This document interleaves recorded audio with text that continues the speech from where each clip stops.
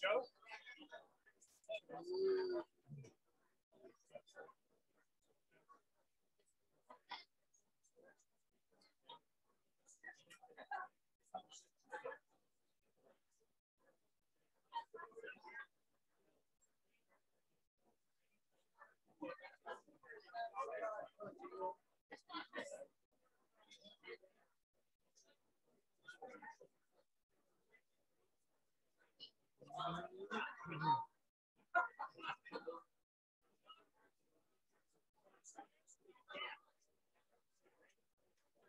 Yeah, ready? Okay. Good afternoon, everyone. Good afternoon. Wow, what a great crowd. With this has exceeded our expectations, I think. So thank you, everyone, for being here, all the mayors, city and county from rural West Tennessee. I guess every county is represented here, except for Shelby in West Tennessee. So this is a great event. I want to thank Melinda Good and Joe Barker for getting this together with both the Northwest and Southwest Development Districts together. I think this is the first time that I know of that all the districts and all the mayors have come together at one time. Yes, sir. Shelby County is here. I apologize. Shelby County is here. So every county in West Tennessee is here, represented very well. So thank you, Mayor. I appreciate it. But thank you to Jackson State for putting this, for allowing us to have this event here. And it's a little bit tight. We thought it could be, but the other facility is having exchange for air conditioning. So we didn't want to meet where it wasn't air conditioned. So thank you, Jackson State, for putting this together, for allowing us to be here. So I'm going to, Joe, I don't know if y'all want to say, okay. Well, thank you both for what you did to get this put together. So now I'm going to turn it over to our Comptroller, Jason Mumpower, who's going to give the presentation. So thank you, Jason. Thank you. Yes, sir. Thank you. Okay. Thank you all very, very much. It is a delight to be here. Make sure we're set to go there. It is a delight to be here. We have been on tour around Tennessee. This is our 5th or 6th stop, more to go. We have been on tour around Tennessee talking about this American Rescue Plan, but this is our first sold out show. So thank you all for being here. It's very special. And let me say, as I start, a special thank you to my friends, to my employers in the General Assembly, Senator Ed Jackson, Senator Paige Wally, Senator John Stevens, Senator Paul Rose, Representative Ron Gant, Representative Chris Hurt, and Representative Johnny Shaw. I think they're all here. Is that right? Y'all raise your hand, stand up. You know these guys.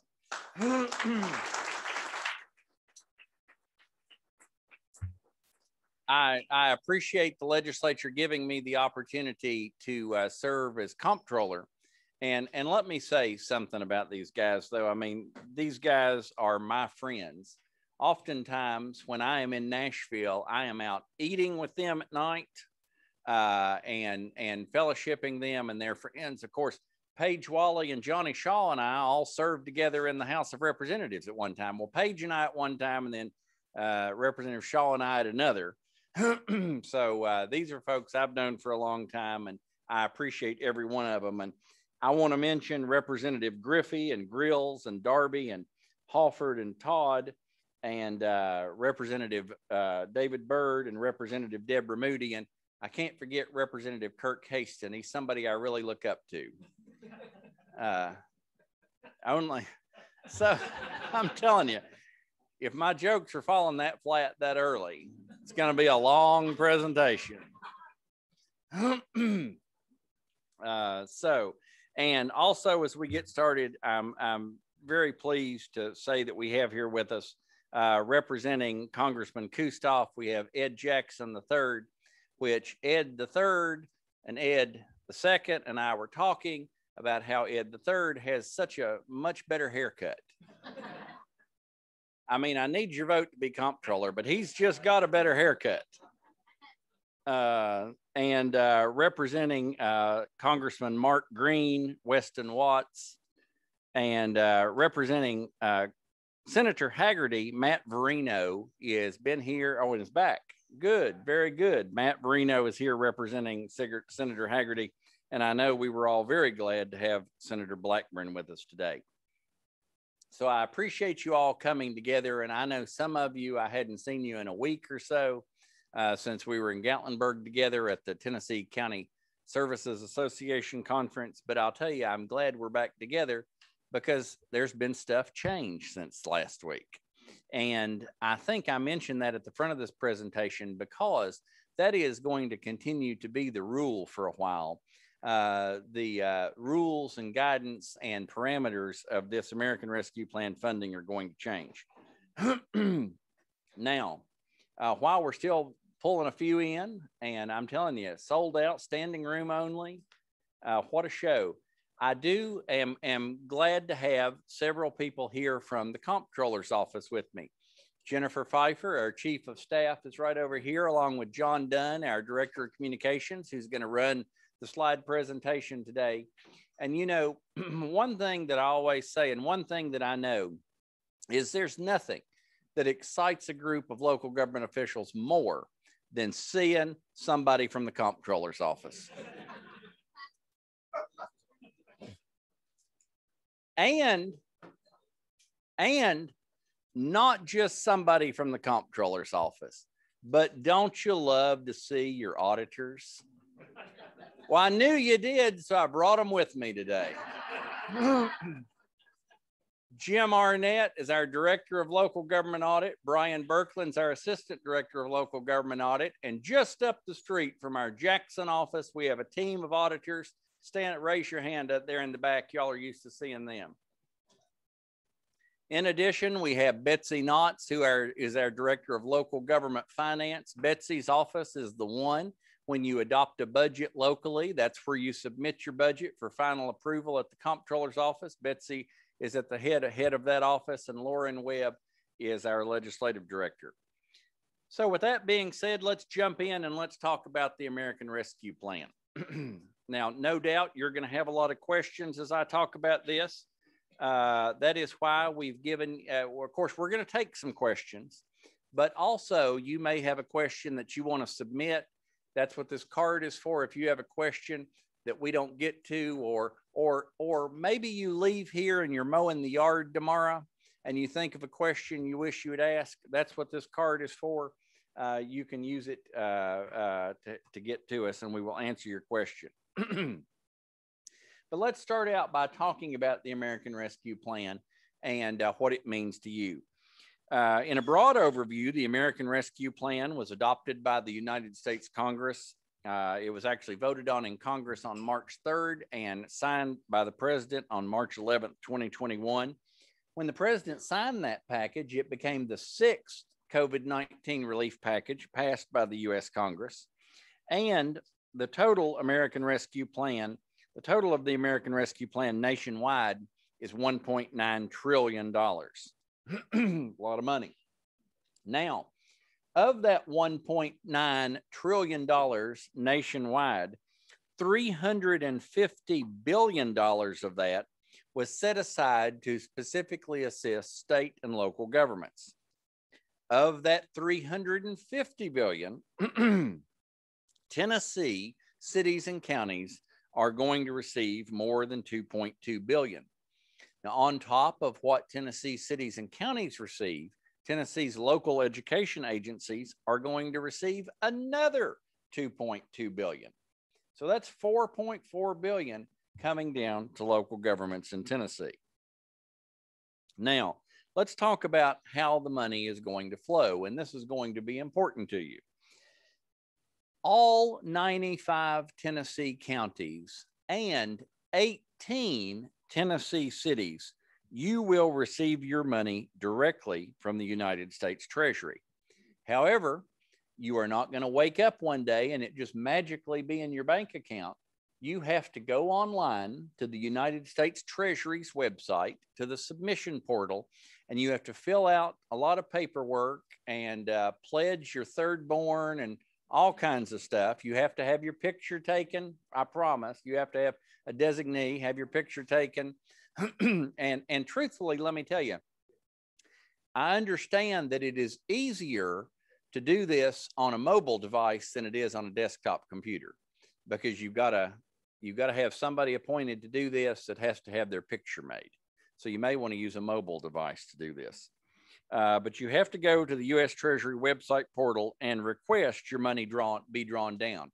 Later in the presentation, I will tell you where you can find this web link to go on and request your money be sent. So 95 counties, 18 cities, and we're going to show you the list of those 18 in just a minute. You are going to go and request to draw your money down directly. The other 327 cities in Tennessee, your money is going to first be sent to the state of Tennessee, to the Department of Finance and Administration, and then will be sent to you. As far as education funds go, education funds are going to flow through the Tennessee Department of Education and will be provided on a reimbursement basis, which is how school systems, you should already, anybody here from the schools today? No? Okay. Well, school officials should be accustomed to using the system, the electronic system, with the State Department of Education and drawing that money down. Now, I've told you there are 18 cities that are going to be receiving your money directly. And right here are the 18 on your screen. You say, why those 18? Well, those 18 happen to be part of what are designated by the federal government as metropolitan areas. Typically, they either have a population exceeding 50,000, or they are part of a statistical metropolitan area that has a population of over 50,000. If you're one of these 18 cities on the screen, you're going to be drawing your money down directly, and you're going to need that information about that portal. The other 327 cities, as I said, you're going to you're going to be sent your money from the State Department of Finance and Administration on down the road. So let's talk about how the money will flow. The city and county money will arrive in 2 tranches. The first wave or the first tranche of the money became eligible to be drawn down as of May 11th of this year. So it's been available for a few weeks. The second wave of the funding is going to be eligible to be drawn down a year from now, about 12 months from now.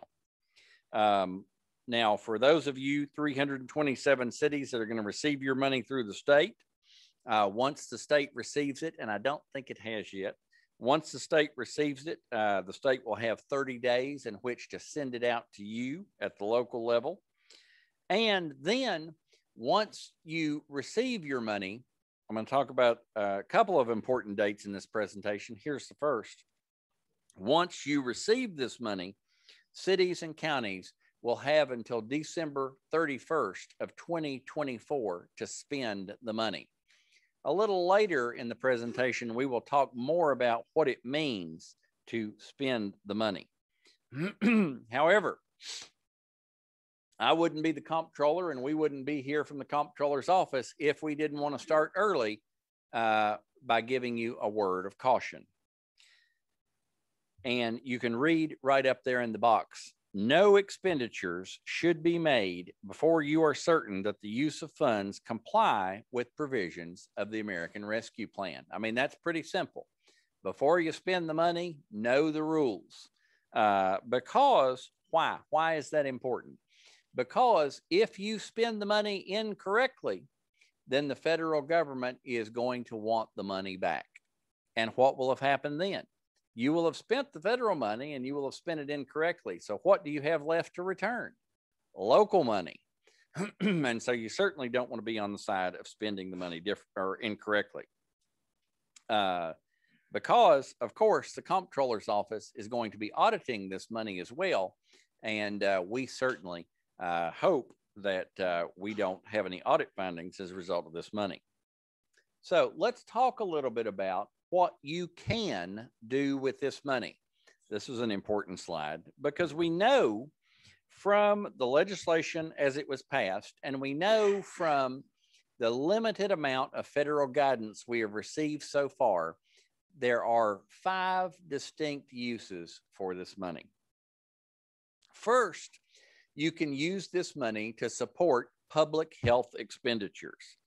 You know, a few examples of that would be supporting and operating your vaccination programs, medical care, your testing and contact tracing, your enforcement of public health orders. You can use this money to enhance healthcare capacity, to provide ventilation improvements.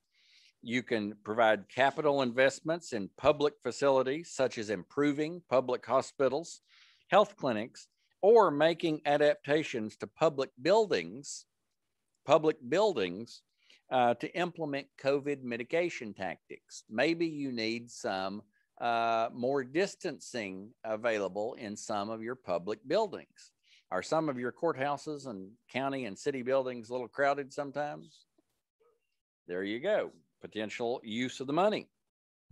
Second, you can use the money to address negative economic impacts caused by the public health emergency. Now, this is broad and could include things like helping workers, households, small businesses, nonprofits, and particularly helping impacted industries such as the tourism industry, the travel industry, or the hospitality industry. Third, and this one's tricky, you can use this money to replace lost public sector revenue. These funds can be used to help provide government services to the extent, and here's the trick, that the entity-wide revenues were reduced as a result of the pandemic. That is your revenues in aggregate. Unfortunately, you can't just say my hotel motel tax was down, my mixed drink tax was down. I want to replace those things. Your revenues in their aggregate have to have been down in order to use this money for revenue replacement. Now, when you work on replacement amounts, those amounts should be replaced or based on the most recent fiscal year prior to the emergency, which would be fiscal year 19. There is a very complicated, an overcomplicated, what would you call it? Formula, an overcomplicated formula for determining what would constitute revenue or eligibility for revenue replacement. If you think you might qualify for that and think you might want to use some of the money for that, please give us a call. We will help you work through that formula to see if you are indeed eligible for revenue replacement. Fourth, you can use this money to provide premium pay for essential workers. Now, these essential workers could include healthcare staff, grocery store workers, and restaurant workers. They could obviously include public health and safety staff. They could even include truck drivers, childcare workers, educators, school staff, and even farm workers. There is a broad ability to define what you would consider an essential worker. This premium pay can be provided retroactively for people that worked in an essential way during the pandemic, and it can be provided forward going. The amount of money available for people can be up to $13 an hour, up to $25,000 per person if you choose to use this money for premium pay. And finally, one that I want to expand on because it's possibly my favorite use of this money is you can use this funding to make necessary improvements in water, sewer, and broadband infrastructure. Now, why do I say that's my personal favorite use? You know, on any given day, if you were to ask me as a comptroller to look out across the landscape of Tennessee and identify where the greatest financial peril lies, I would tell you 6 days a week and twice on Sunday that it lies underground in Tennessee's utilities. And, you know, I live a long way from Jackson, Tennessee. I live in Bristol, Tennessee, and I represented a house district that, you know, had Mountain City in it. Have you all ever heard from Mountain City to Memphis? Well, I used to be the state representative for Mountain City. So I live a long way from here. But you know what? I know one thing is true in Mountain City, and I'll guarantee it's true here in Madison County, and I guarantee it's true all the way down to the Mississippi River. every community in the state could use some help improving its water and sewer utilities. I just know that is true. And your utilities are faced with aging infrastructure. We all in our communities have pipes in the ground that are 40, 50, 60, even 70 years old. And that water and sewer infrastructure, if unfixed, obviously presents a great challenge for our communities. Now, cities, you may want to fund utility improvements in your city-owned utilities, and counties, you are going to be able to pass some of these funds on to your utility districts to make improvements there. The type of projects that are eligible are ones that generally align with the wide range of projects that come eligible under the Clean Water or Drinking Water Revolving Fund list. And this is where I told you we're going to come back to what your deadlines are. Now, you remember I told you your money had to be spent by December 31st, 2024. However, we understand that if you enter something like a construction project or a water or sewer project, you might not have it complete by that time. So in that case, having your money spent by December 31st, 2024 means you have that money contractually committed by December 31st, 2024. If you have the money contractually committed by December 31st, 2024, you then have until December 31st of 2026 to see the project completed. So I'm going to say this at the end, but I want to say it now. Well, there is no need to have this money burn a hole in your pocket, because you have a period of time over the life of eligibility of this money to be very strategic and careful about how you spend this money. This money is going to have to last for a while. And so you want to be strategic, and I will come back to that in the end. Now, I know there may not be anybody here from school systems today, but all of you are in communities with schools, so this will be important to you for you to know as well. Let's talk about some of the education spending eligibility. The funds that are being provided to local education agencies do come with a little bit more flexibility.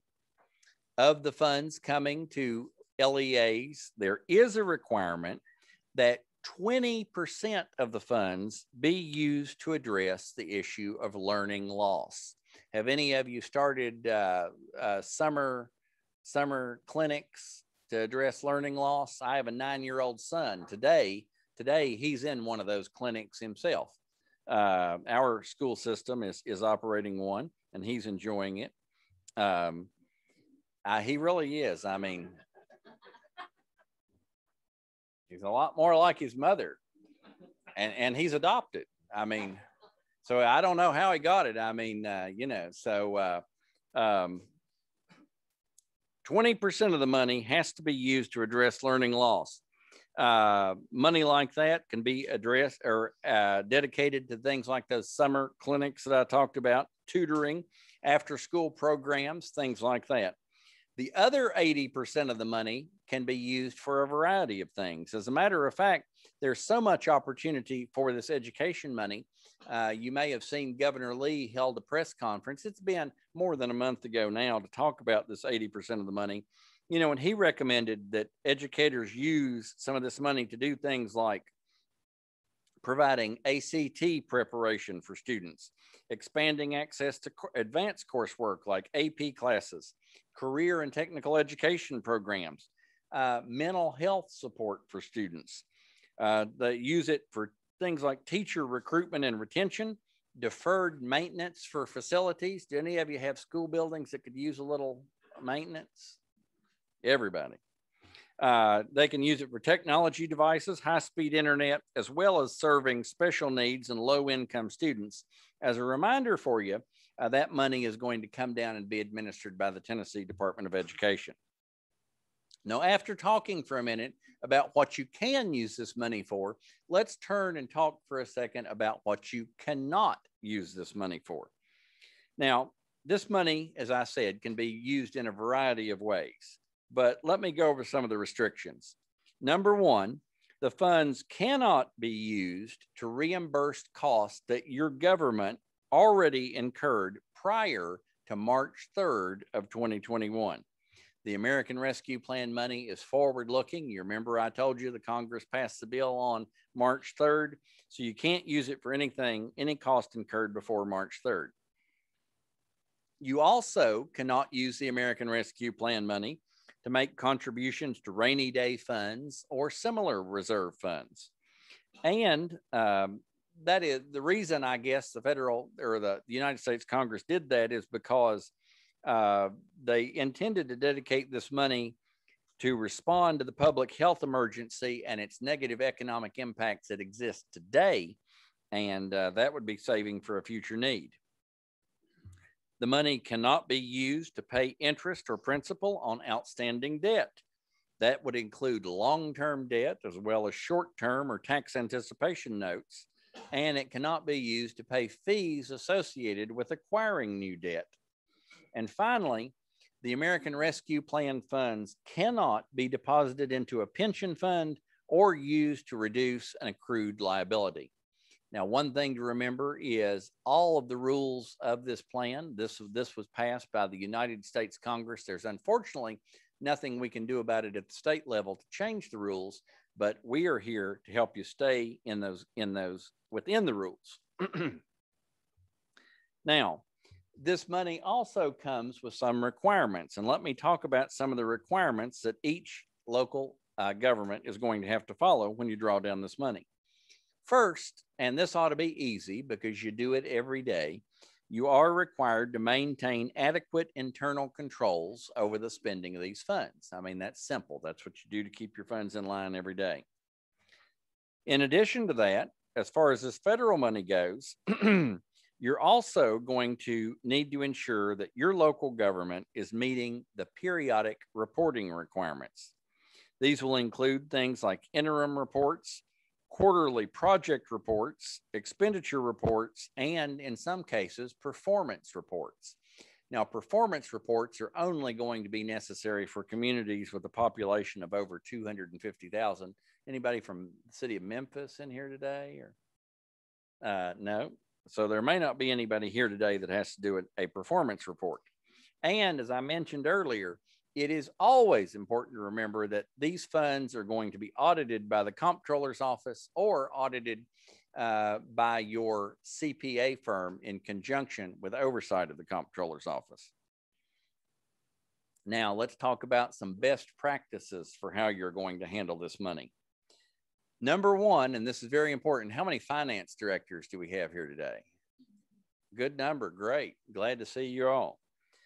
Number one, it is important that all American Rescue Plan funds be maintained separately from other funds your government receives. Secondly, just as you maintain separate records of the money received, you should also maintain separate records of your expenditures. In other words, I mean, it's simple. It's what we do around our kitchen table every day. It is important to know how much you have received, in this case, how much American Rescue Plan money you've received, and how much you've spent at any given time. It is also very important for you as local government officials to keep detailed records and files of all transactions involving these funds. And something I know that you know, but something that it's always important to mention and remember is that this is taxpayer money. I mean, we are all American taxpayers. And I will tell you that we're going to be paying this off for a very long time. In fact, that 9-year-old son I talked about, he's going to be paying it off because this is a lot of money. And one thing that I know is there's nothing taxpayers appreciate more than transparency in how you deal with and spend this money. So you're going to want to keep that at the front of mind. Continuing with our best practices, and this next one's very important. The money coming in is one-time money. So it is very important that you remember you should spend it on one-time expenses. The funds are not going to show up every year. They're non-recurring. And if you start using this money for recurring expenses, in that it's non-recurring revenue, obviously we know you're going to run into trouble. So you may want to, and you do want to think carefully about each expenditure. Now, let me say there's two things that could happen. Number one, you could intentionally get in trouble by spending this non-recurring money on recurring expenses. And we don't want anybody to do that intentionally. We certainly don't want you to do it accidentally either. You need to be strategic and think, because maybe if you refurbish a building and return that building to service, you're going to create the ongoing recurring expense of operating that building. Now, there may be some cases where you can use this one-time money to refurbish that building or build a building and put it in service. You may have enough naturally recurring local revenue that you can afford that. And you can use this one-time money for that expense if you can afford the recurring expense created by it. If you have questions about that, if you don't know if you can afford that or not, that's when you call Betsy. Betsy and your assigned financial analyst, every one of you in here, every city and county in Tennessee, have a staff person in our office, a financial analyst who's assigned to you. We will help you figure that out. I talked about water and sewer earlier, talking about recurring expenses there. If you do choose to upgrade water or sewer facilities, one thing that has to happen is the ratepayers for that utility have to fund depreciation on those improved assets moving forward. And you know what? In our opinion, in my opinion, it is a real blessing to get a huge upgrade in your utility system and only have to pay the depreciation moving forward. Again, my favorite use of this money is improving water and sewer infrastructure across the state. In summary, and I think it's up here on the screen, the last bullet right there. This is something you do every day. This is something I know you want to do with this money.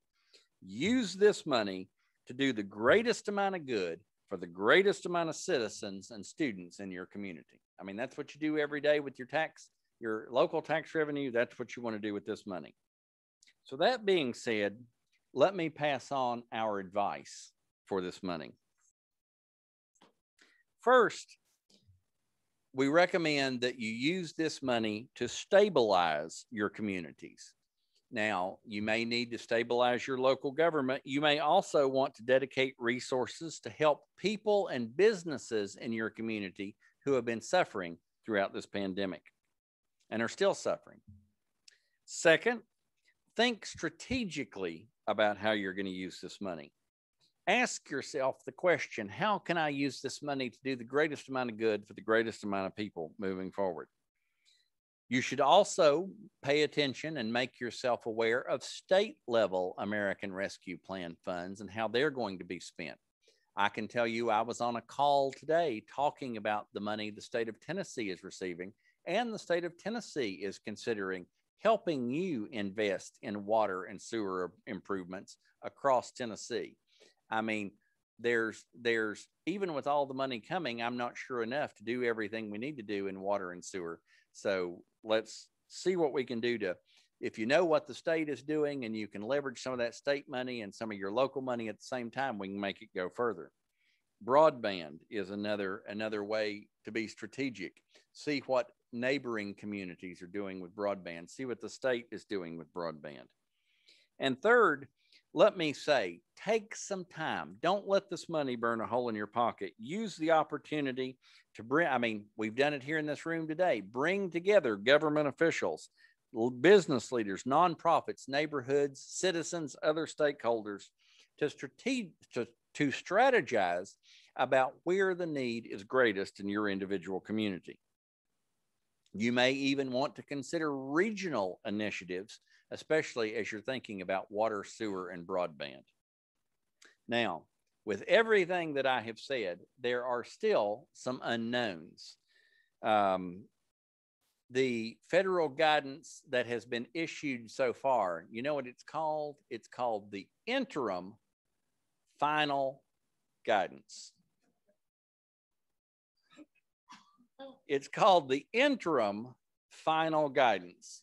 That sounds like, no offense to my friends who are representing our great members of Congress, but only the federal government could issue interim final guidance. And so it is possible, and it is even likely, that there will be continuing evolving in the rules related to these funds and evolving in relation to the specific reporting requirements. I can tell you that we are working closely with the State Department of Finance and Administration, which will be delivering this money to the 327 cities that weren't on that list. And we're very hopeful. We've been working even since last week with local governments about we're hoping to develop a pre-audit certification program where a contractor with the state will be able to give you some pre-audit certification on your proposed expenditures. I can guarantee you that our office, the Tennessee Comptroller's office, will continue to work closely with you, that we will continue to be here for you if you need us, and that we will continue to work with the membership groups that represent you, the Tennessee County Services Association, the Tennessee Municipal League, the Government Finance Office Association, on and on. We will work, and I know we have some friends from CTAS here. CTAS is going to be a big help to you. I'm sure MTAS will be a big help to you as well. Is anybody from MTAS here? Yeah, there we go. And so those are organizations you're going to want to lean on as well. Let me say, with all that being said, there's a lot going on in your mind.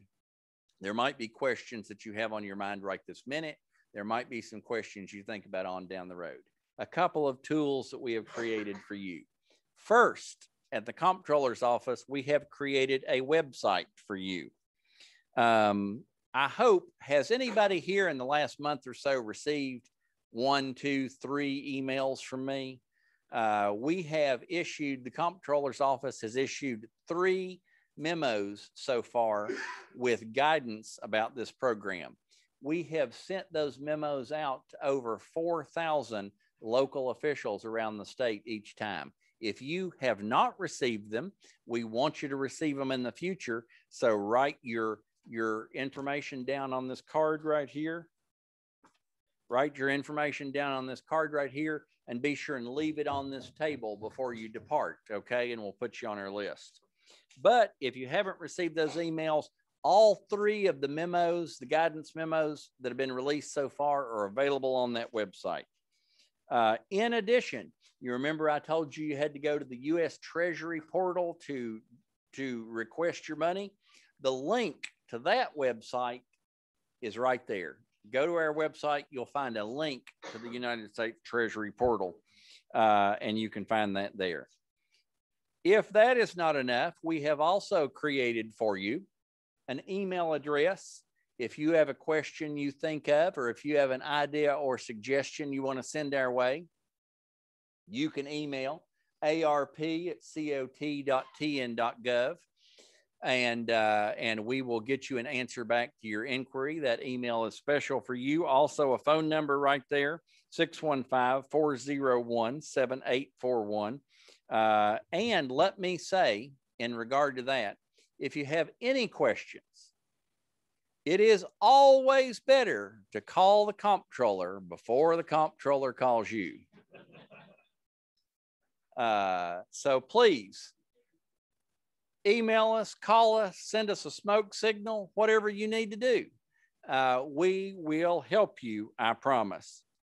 So what I have right here on the next few slides are some allocations, and we will start rolling through those. First off, we have our county allocations of how much you're scheduled to receive. You can see the first slide right there on the screen. Take a picture of it, scribble it down. We're going to move to slide number 2. I think we have 21 counties represented here today. That's amazing. That's more than 20% of the entire state's counties. So we're grateful for you being here. John, I see you've moved to the second slide there. And now we'll move to our third county allocation slide. So for counties, your allocation is based on population. For counties, your allocation is based on population. Here we have next our allocations for your local education agencies. And while I know there's not schools here today, something you're going to want to know about, no doubt. A lot of money.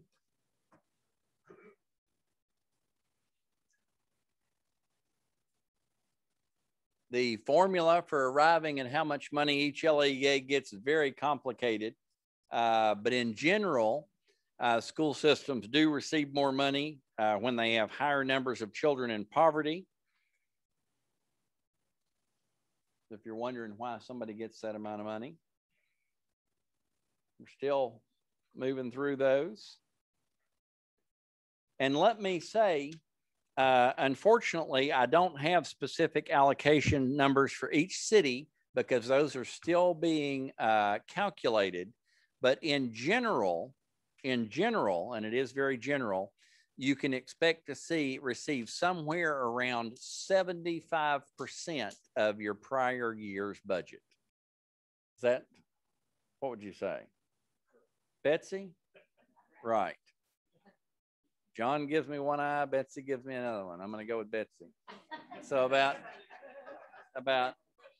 75% of your prior year's budget. So as I get ready to close out, I want to deviate just a minute. And talk to you about something totally different. And then I'm going to come back to the American Rescue Plan. In addition to helping with finances of all kinds, the Comptroller's office is also the repository for census data when it comes back from the federal government. And as you know, they are running way late in sending that census data back. We are here to assist you with redistricting and reapportionment. If you have not appointed a redistricting committee in your local community, please do it right away. We are anticipating receiving the census data sometime in August or September. We will get it to you when we do, and you need to be ready to hit the ground running. Just last week, we sent out our latest guide to local government redistricting in Tennessee. You should have received one. If you didn't, right there's the website right there where you can receive and look at that redistricting guide. Please take steps today to appoint your redistricting committee. You must have your redistricting plan done and submitted by January 1st of 2022. In our office, many of you know Matthew Hill and John Thomas. This is not to be confused with a prior legislator who was named Matthew Hill. We have a staff member in our office. Again, a lot of you know him, Matthew Hill, and we have a fellow named John Thomas. They're our redistricting specialists. They will come to your community if you need help. They will help you with redistricting. So now, after that break, back to our regularly scheduled programming, the American Rescue Plan. Let me tell you a quick story, which is a true story. On May 1st, I have a son, and on May 1st of this year, he turned 9 years old. And we didn't have a big birthday party at that time because he wanted to take his friends to the pool this summer. But what we did is we had the grandparents in that day. And when you have a grandchild who turns 9, what do? You give them money, right? Well, my wife and I that morning had given my son for his birthday 250 Pokemon cards. That's a true story. We had given him 250 Pokemon cards. And then grandparents get there for lunch and give him all this birthday money and all this kind of stuff. And the minute they backed out of the driveway, what did he want to do? He said, "Dad, let's go to Books A Million and buy some Pokemon cards." I mean, what was he doing? He was letting that money burn a hole in his pocket. And that is what I am urging you not to do. When you have the urge, or if you have commissioners or council members, the urge to let this money burn a hole in your pocket, say, "Jason told me about his son, and let's not go buy those Pokemon cards today."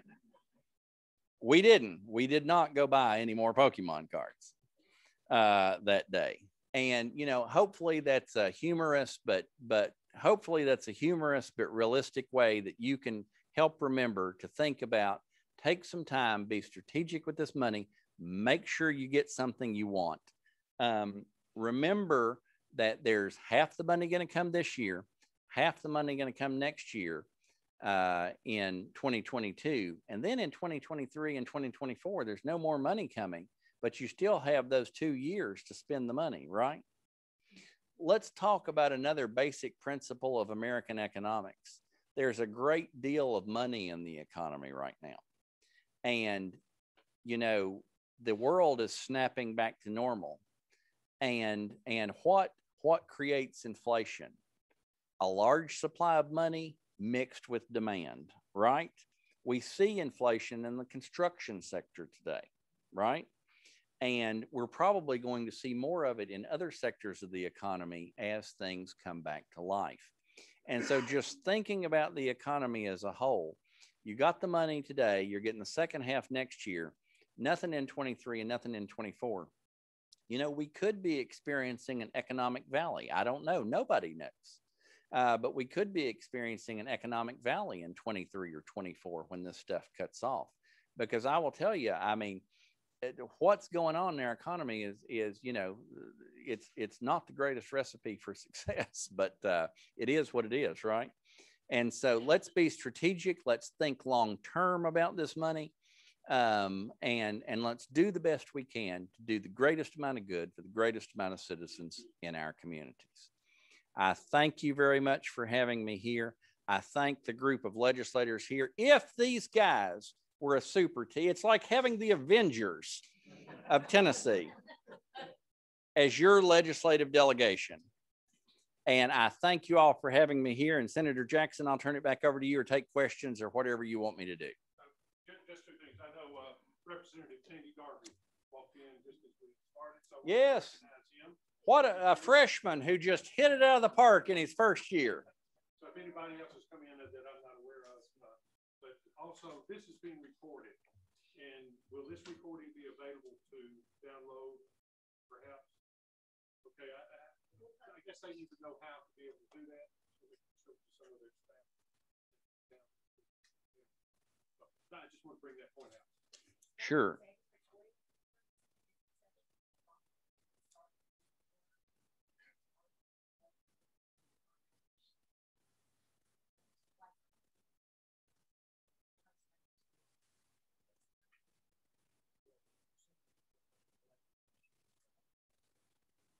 And let me thank Melinda and Joe with the Northwest and Southwest Development Districts. They perform a great service for you. There may even be a service they can provide for you in terms of helping you figure out how to use and manage this money. So thank you all very much. The food was great. There's nothing I love more than a good old ham and cheese sandwich, and it was great. Thank you. How about questions?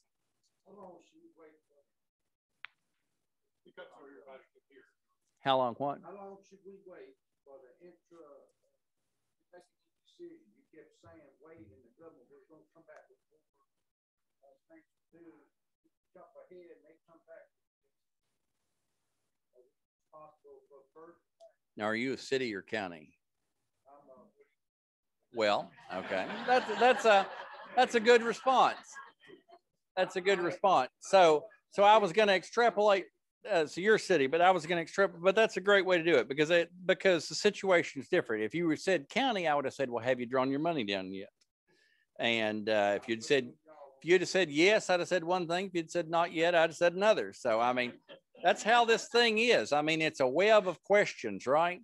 So I don't think it is irresponsible after you have received your money to wait 60 to 90 days before you engage on spending it.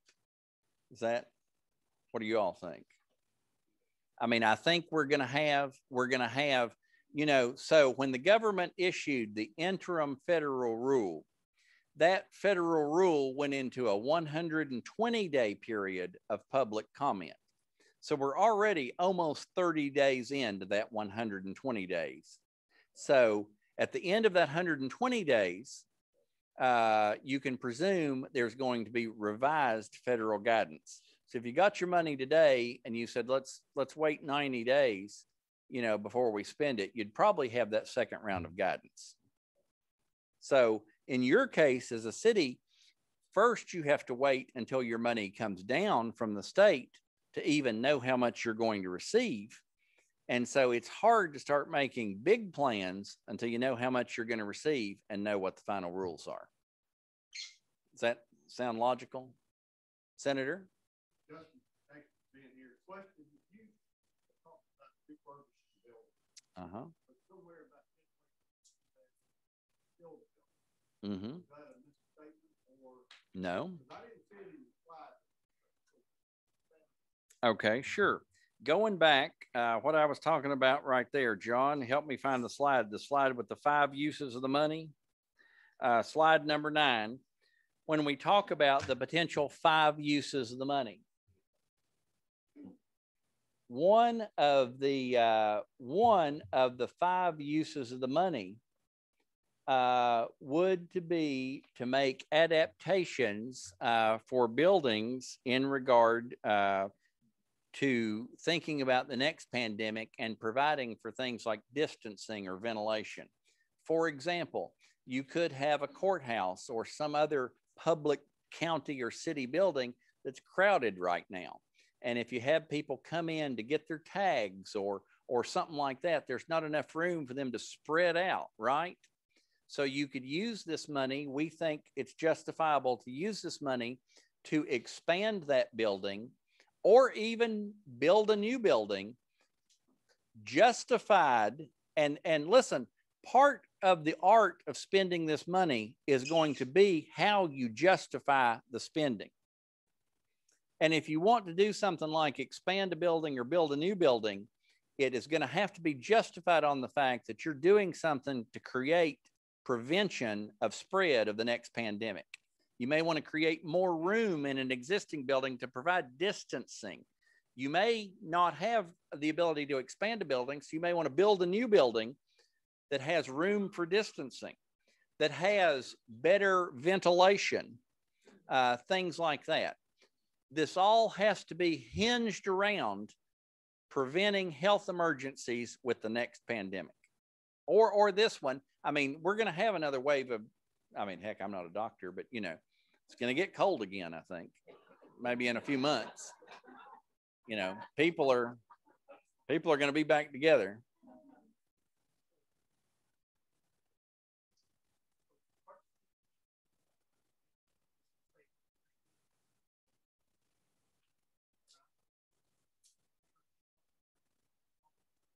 I would say that would be an acceptable use. Again, based on the fact that you're purchasing that building to provide distancing and sanctity, do things like a drive-through to have some contactless interaction right there. I would say that would be an acceptable use. Of course, you've got to have the recurring money in your budget, your local budget, to operate that building. Mayor? We own our own service. We have a lot of cases. Close proximity.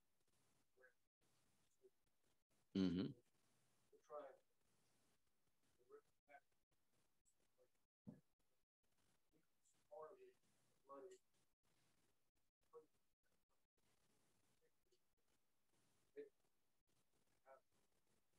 Again, if you were using that money to expand a building for the purpose of doing things like preventing spread of COVID-19 because you got guys that bunk close together, then yes, I would say that you can. Yes.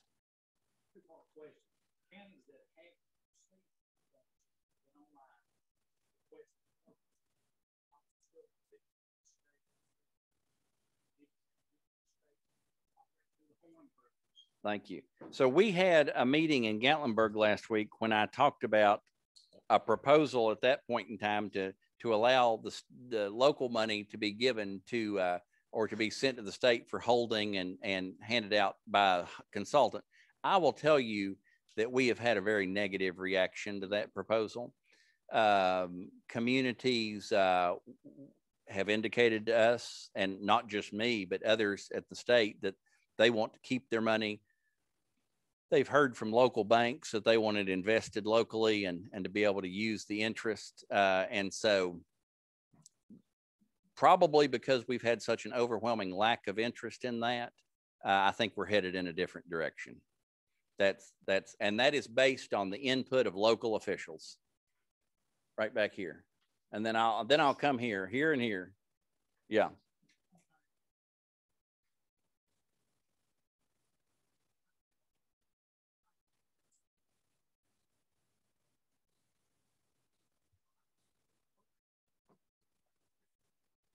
Mm-hmm.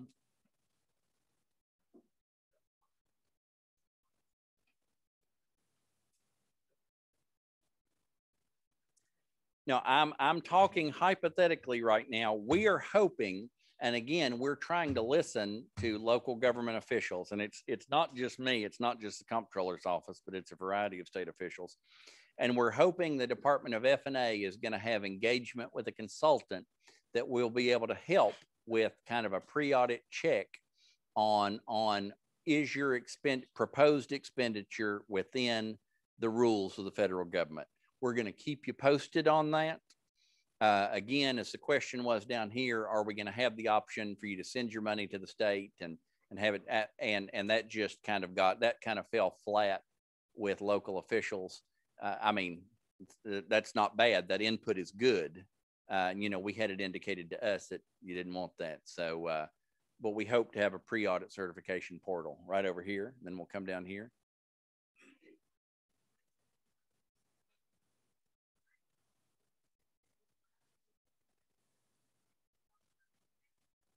Mm-hmm.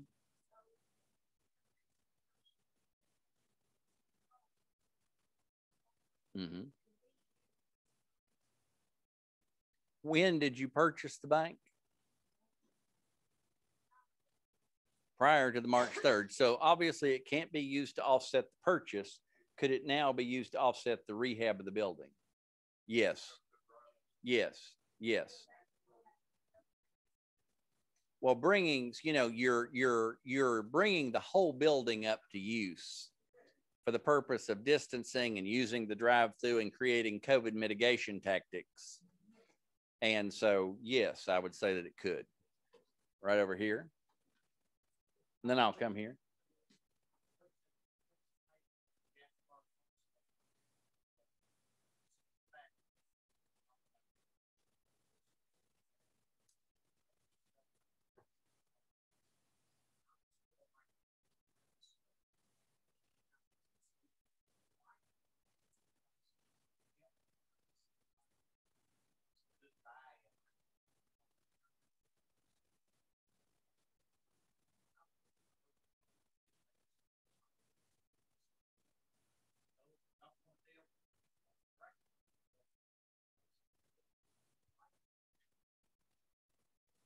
I will definitely pass that along. And again, I'm certainly not by myself the decider, but we'll pass that on. And I think one thing that happened after we got away from Gatlinburg and things is people started thinking about investing that money in their local communities and found out their banks might have had more capacity than they realized and stuff like that.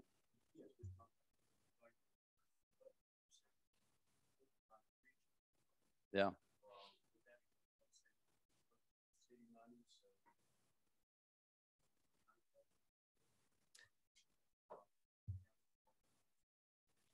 All of the above.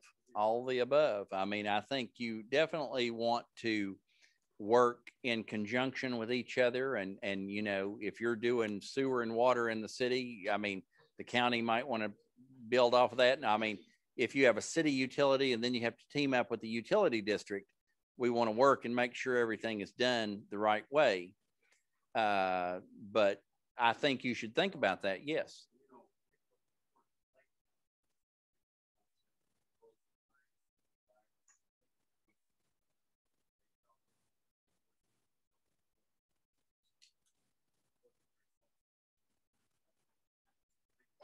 Right. Has anybody, let me ask this, and I'll ask Jim and Brian, did anybody have to let anybody out of jail? during COVID because you didn't have enough room and you had prisoners laying all over each other? I mean, so you might need a little more distancing room in your jail, right? So that might be another thing most communities have. Folks, if we can, let everybody keep it's real. We'll go around real quick. We'll go here and then here, and then we'll go over here. Uh-huh. I mean, you can use this money to give grants to businesses of any kind, really. You want them to have demonstrated that they suffered economic loss during this pandemic.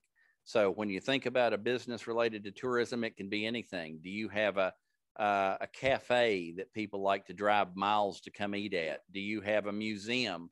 Do you have an art gallery? Do you have a children's park? Do you have, I mean, I could go on and on. So it's pretty broad. Right up here.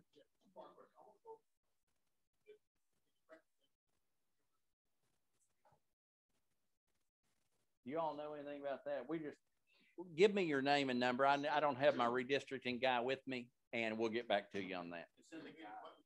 It's in the guide.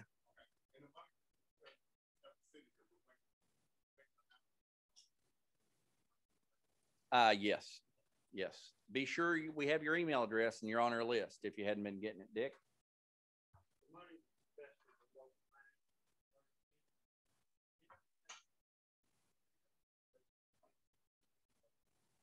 Fellas, Brian. Well, guidance in written form right now says, number one, you do not have to send it back to federal government because generally the program income. You don't have to do that. The next guideline says it should have to be spent in the program income. Same amount of use. We are hearing people say more numbers of people that say you can use Treasury will have something in mind. Next time.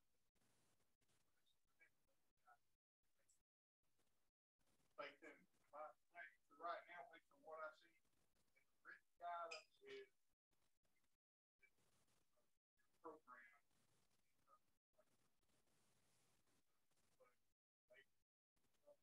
So there's a little bit to stay tuned on. I think we might hear more. I hope we hear more about that in the revised final rule. Mayor, and then right over here.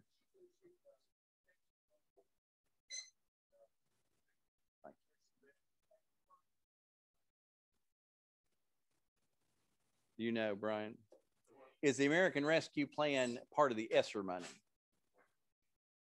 It is. Right over here. Uh-huh.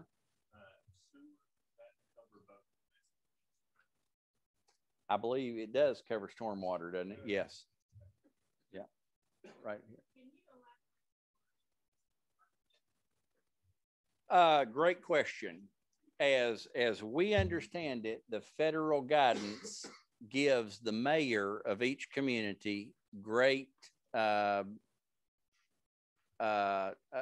gives each mayor a broad ability to define who is an essential worker in their own community.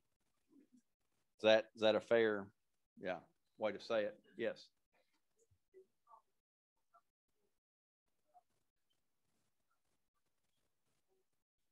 Yeah.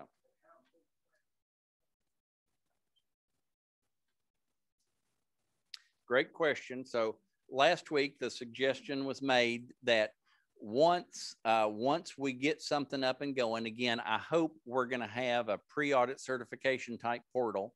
And once we get something like that up and going, can we have then a place on that website that lists things that have been approved in other communities? So you can go and look and say, well, I see that X community did this and it was approved. That's a great idea. I'd like to do it too, right? So we hope that kind of thing will come.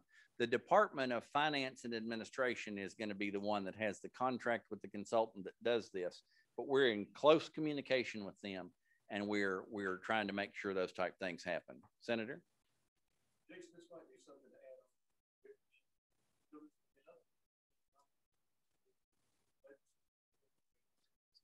Great point. That's a great point. Yes.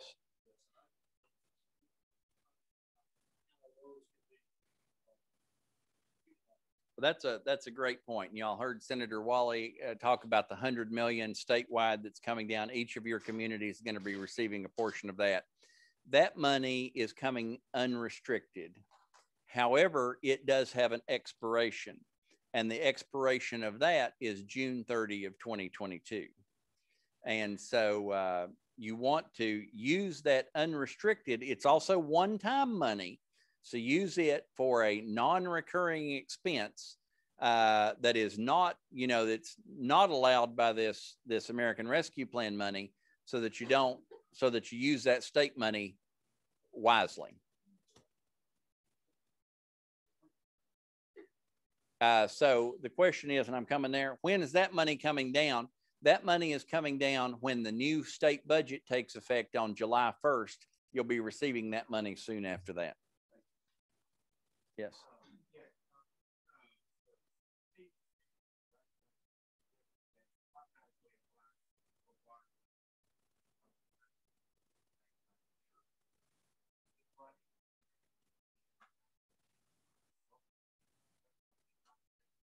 That's a great question, and yes, we believe it is. Do y'all want to expand on that?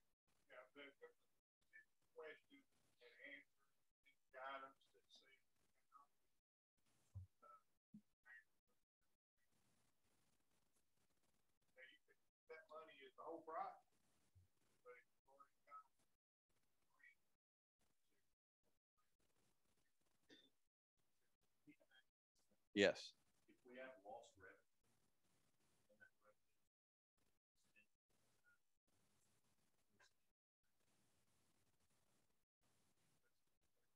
We might have to, we're going to have to follow up with you on that, and be sure and write that down and give it to us. We're, I see that we've kind of expended our allotted time. We're going to be here for a few minutes. If you have a question, come down. If I can ask all my legislator friends to come down, I want to get a picture with y'all real quick. But I hope this was helpful. Helpful? Yes, no, maybe?